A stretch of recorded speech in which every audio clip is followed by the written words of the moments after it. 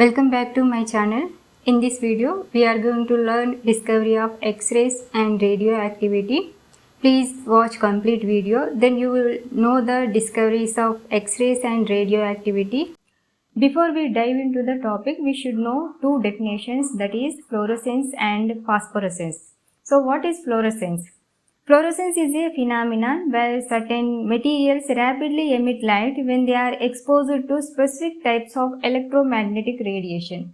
Typically UV light. Fluorescent materials are those that can exhibit these characteristics. Example, number panel of the currency notes are printed in fluorescent ink, and the band at the center portion of the notes also printed in the fluorescent ink. And second one is phosphorescence.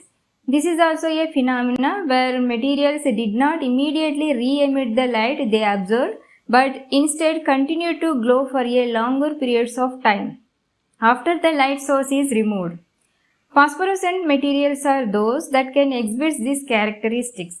Example, some safety signs and radium watches. In the later half of the 19th century, different kinds of rays were discovered besides those mentioned in the previous video. If you did not watch my previous video, please watch that video. Then you will understand how many rays were discovered. Wilhelm Röntgen, professor of physics in Würzburg, discovered X-rays in 1895 accidentally while testing whether cathode rays could pass through glass. He was experimenting cathode ray tube, that is Crookes tube. He set up his experiment in his first floor laboratory in the Würzburg University Physics Department. In this picture, you see how he set up. All the way to the right, he had a coil which would supply the high voltage to the Crookes tube, which was setting right in the middle of the table. This was connected again the cathode to the negative pole and the anode to the positive pole. He evacuated air in the tube and applied high voltage. When he applied high voltage, the electrons or rays emitted from the cathode and moving towards the anode. Because of this, the Crookes tube glowed with bluish green light. But Röntgen was trying to find other rays possibly emitted from the tube. So he constructed a black box that would fit perfectly over the tube and block any of the light that possibly was emitted when the tube was turned on. So when the tube was turned on, and while he was looking around the box to see if there was any light that was emitting from the tube itself, his eye caught a faint glow from a piece of paper that was placed about 8 feet away on another table. He walked over to that piece of paper and looked down at the barium platinum cyanide, a fluoride material, and saw that it was now glowing with greenish light, and he wanted to see if the discharge from the tube was actually responsible for the glow. So he went back over to the tube and turned the power supply off. The light from the barium platinum cyanide paper went away. Flipped it back on again, the light came back. So he was absolutely convinced that whatever was going on inside the tube was causing the paper 8 feet away to glow. Being a great scientist, he decided not to stop there.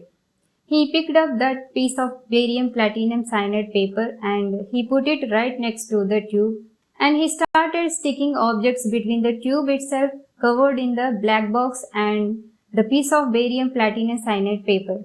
He noticed that stuff like black paper really did nothing to block those rays. So he also took a photograph of his wife's hand. So this was the first photograph of a human body part using X-rays.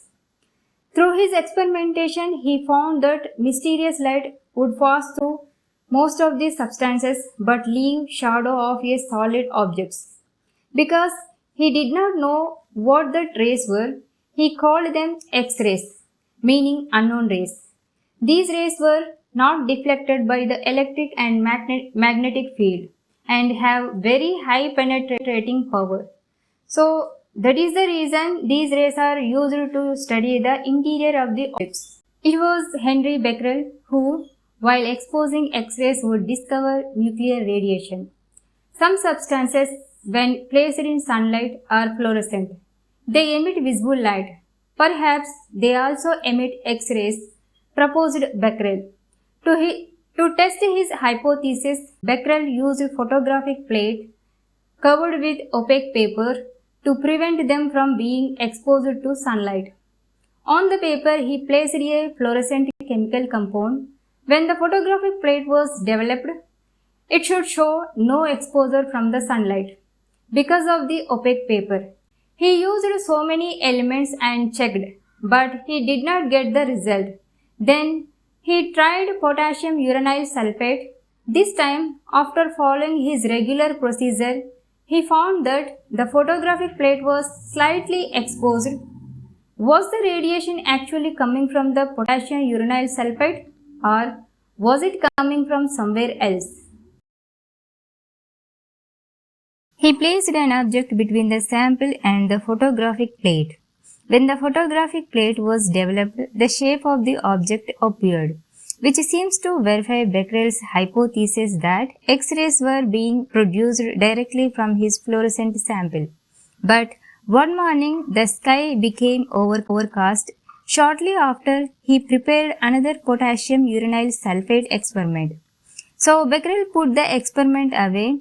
When the sky remained overcast for several days, an impatient Becquerel decided to develop the plates anyway. To his great surprise, the plates were strongly exposed. He soon realized that the sample had given off some types of radiation without being stimulated to do so by the sunlight. These Becquerel rays were similar to X-rays in their ability to penetrate black paper, which was opaque to visible light. They seemed, however, to differ from X-rays because X-rays could be turned on and off while posing electricity, but not Becquerel rays. Later, Becquerel found that in the potassium uranyl sulfide, it was the metal uranium that seemed to the source of Becquerel's rays. The Becquerel rays were not affected by the addition of heat or by treating the uranium compound with chemicals. Marie Curie found that the element thorium also emitted these rays. Along with her husband Perry, Mary started with a huge pile of pitch blende ore and developed a laborious process to extract very small amounts of two new elements, which were powerful emitters of Becquerel rays. They named these elements polonium and radium.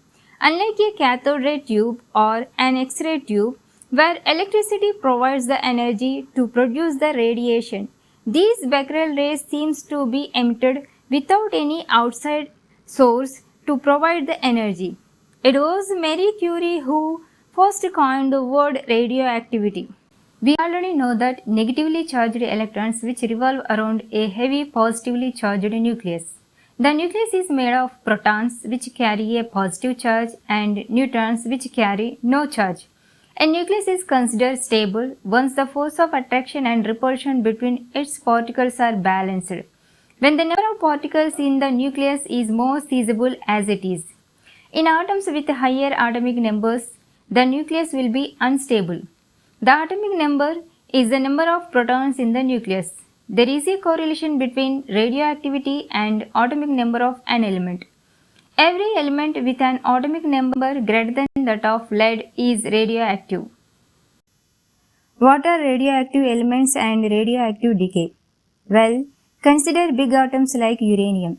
The nucleus of uranium has excess energy due to which uranium is unstable. Now, it will release this energy in the form of radiations. When uranium releases this extra energy, it will get stable. So, uranium is a radioactive element. This radioactive element will release excess energy in the form of radiations and it will convert to daughter isotope. This whole process is known as radioactive decay or nuclear decay, or we just call it radioactivity. Hence, remember that radioactive elements undergo radioactive decay or nuclear decay. Now, tell me, what is radiation? Well, it is energy that comes from a source and travels through space at the speed of light. For example, the sunlight or visible light is a form of radiation and Its source is the sun. We call it solar radiation. So remember that radiation is a form of energy. Now, there are two types of radiations, non-ionizing radiation and ionizing radiation. Non-ionizing radiation has energy to vibrate atoms in a molecule. For example, radio waves and microwaves are non-ionizing radiations.